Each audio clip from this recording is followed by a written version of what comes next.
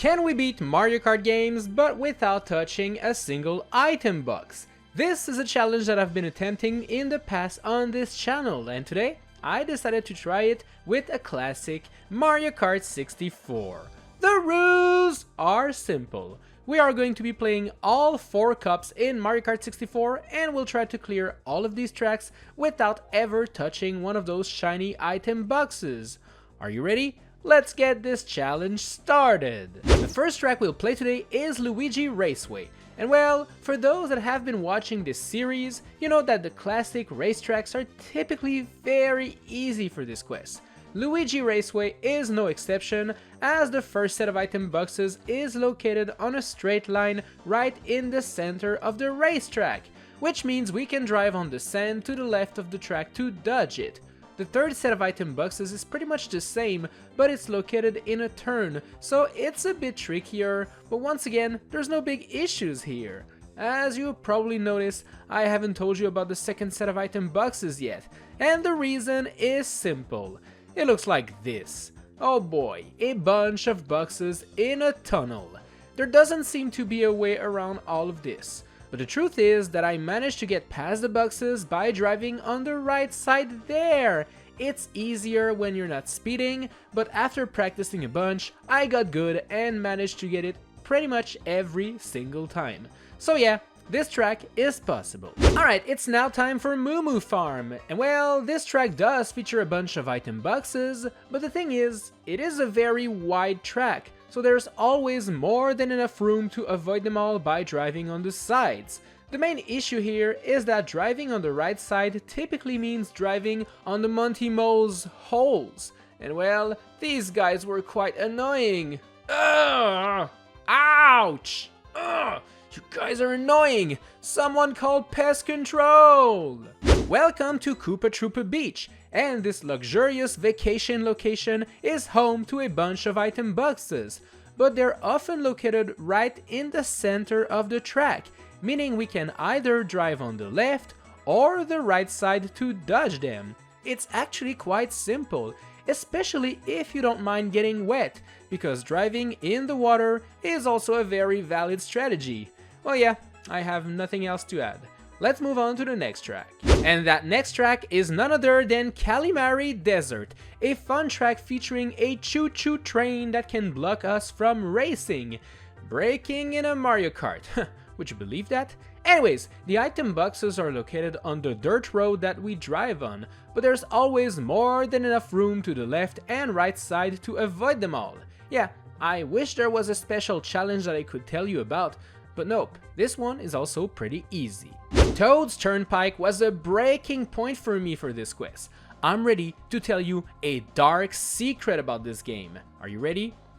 The computer players are a bunch of cheaters! Why? Let me explain. This track features a couple item boxes, but they're always located on the left side of the track, in those shoulders over there. So you have to really move there to get them. There aren't any item boxes on the track itself, which for this quest is actually a great thing. But here's the shocking revelation.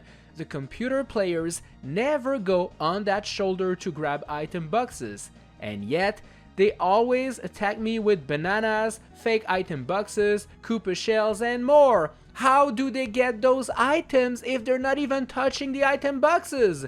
Well, by cheating, obviously. I've been following Mario and Luigi for a while now, and as you can see, they both miraculously have a banana that appears in their butt out of nowhere despite never touching an item box. I can't believe they would do that to me. Into the trash you go, all of you, game and characters. I am done being a Nintendo YouTuber. But before I'm actually done, I still need to finish this challenge, so let's play Frappe Snowland, a fun winter track that features a lot of item boxes. Thankfully, the first set can easily be dodged by driving on the side of the track. The second one is a bit trickier, as it's located right after this jump here, so if you're not paying attention, you are cooked. The final set is located on this road here, and while there are some big walls of snow around the track, there's still enough room to dodge these item boxes by hugging the right wall. all in all, it was simple. And even if it proved to be difficult, well, I know of a glitch that allows you to skip this entire track. Simply reverse onto the wooden bridge and then drive through it, but jump on the snow on the right side there without touching the track, and then drive to this tree. If done correctly, Lakitu will bring you back on track and an entire lap will be done. Is that considered cheating? Yes! But did the computer cheat last round? Yes! I think it's fair game. Choco Mountain is next, and this track is stressing me out a bit. It features walls all around the track, so if the item boxes are located right in the middle, I'm pretty much done for. Or at least, this is what I thought. Yes, there are walls, but they are slanted, meaning there's a little slope that we can bounce on. Using that slope, I managed to avoid touching those pesky item boxes. We just have to hit the wall at the correct angle and we'll bounce right off onto the other side of the box. Simple and effective. Welcome to Mario Raceway, another simple racetrack featuring some asphalt, some sand, and some grass. In this one, all of the item boxes are located on the asphalt itself, and we can always drive on the sand or on the grass to dodge them. I did have to pay attention not to hit those piranha plants, but that's it really. This is a very easy track to complete, so let's move on to the next one. Wario Stadium is a really long track, meaning there's gonna be quite a lot of sets of item boxes to dodge. While this might sound like a bad thing for this quest, the racetrack here is actually quite wide, meaning that dodging most of them ain't an issue. I do have to admit that the first set of item boxes awaits you after this big jump, so if you are unaware of it, well, you might grab a box and lose the challenge right away.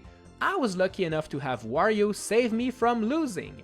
After that, I made sure to stay on the sides to avoid all problems. But yeah, that's the only problematic item box set I can see. All of the others are spread around and the track allows you to dodge them by either driving on their left side or their right side.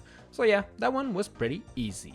It's now time for Sherbet Land, and this track is really difficult, but not because of the item boxes. Nah, the real issue is those annoying penguins. They are everywhere and kinda hard to dodge. As for the item boxes, well, this first set here is kind of tricky, because the right side is out of the question. Thankfully, there's a wider gap in between the blocks on the left side of it, so we can just drive there. The second set is located on the left here, but as you can see, we have more than enough room to dodge it. Inside of the cave, more item boxes await, but once again, they are quite simple to avoid. The fourth and final set of item boxes is located over there on the left, and well, as you can tell, we'd have to go out of our way to grab those boxes. So yeah, another easy one. Royal Raceway is next, and this is a normal racetrack with grass all around it. So you bet I used that grass to dodge the pesky item boxes that were on my way. There's a couple that are easy to dodge, but when I made that big jump there for the first time, I was surprised by the fact that some item boxes are waiting down there. And if we're not ready for them, we'll collect one for sure. I was so shocked when I got one there that I made my way to the castle from Super Mario 64. Yeah, that's how bad it was. Anyways, after that, I was more prepared and managed to dodge them all. Oh, and for this final set here, if you were thinking of dodging those boxes by driving on the left side, well, don't. It's not a good idea. Just trust me on that one. Look at all that lava! We are now visiting Bowser's Castle. And to be fair, that was a very simple level. The first set is located in the garden and we can just drive on the grass to avoid it. The second set awaits down the giant staircases. And well, by driving on the left or right side and bumping on the walls a couple times, we can skip it. Now the final set is located after this jump here, and it's not that difficult to dodge, but it can surprise you if you're not ready. Just make sure to drive in between the boxes and you'll be okay. Overall, this one wasn't too bad. Alright, it's time for DK's Jungle Parkway, a very weird track where you are punished for riding off the track. This is such a random mechanic, and you know what? I kinda like it. Now, for the item boxes, well, they were pretty easy to avoid. Most of them are chilling in the middle of the track, and driving on the grass on the sides is more than enough to avoid them. Sure, you'll be thrown a couple coconuts for riding on the grass, but that's the price to pay for ruining the lawn, I suppose. This set of item boxes on the other side of the big jump is a bit tricky because we'll need to be fast enough to get up that little slope here. It's tricky, but possible. The left side also works, but it's quite scary, so I didn't really want to do that. Yoshi Valley is next, and this track is a special one. It features multiple roads and paths, and because of that, you never actually know if you're in first place or not. Anyways, having multiple roads means there are multiple ways to dodge all of the item boxes. I didn't find any set to be particularly difficult to dodge, cause more than often I just drove on the sides and I was good. These boxes near the giant egg can be tricky, because if the egg is placed in the center of the track, well, you might get squashed while trying to dodge those boxes. But yeah, besides that one, the rest was super easy to avoid. Banshee Boardwalk is a scary track, because it takes place on a wooden boardwalk surrounded by water, and well, this means that the space to dodge the item boxes is very limited. Thankfully, most of these boxes are spread around the track and can be dodged by being careful.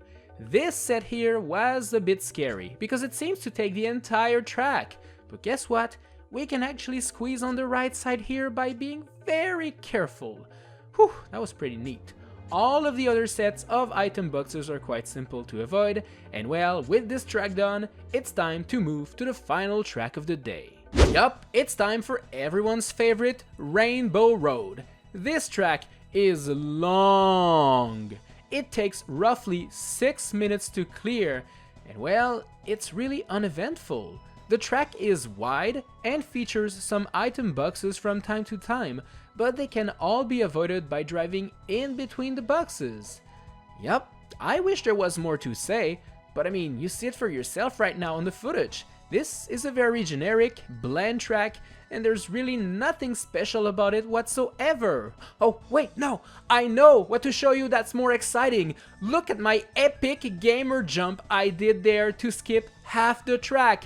Am I gonna land it? Am I gonna land? Yes, of course I'm gonna land it. I did it on my first try too. Epic Gamer Nico mode activated. Is it possible to beat Mario Kart 64 without touching an item box? Yes, it is! In fact, most tracks are wide enough to dodge the item boxes without any issue whatsoever. There were some sets of boxes that were trickier, but nothing too scary. Thanks a lot for watching the video, I hope you enjoyed it. Tap the cards on screen to watch even more videos in this series, and as for me, I will see you in the next one. Bye!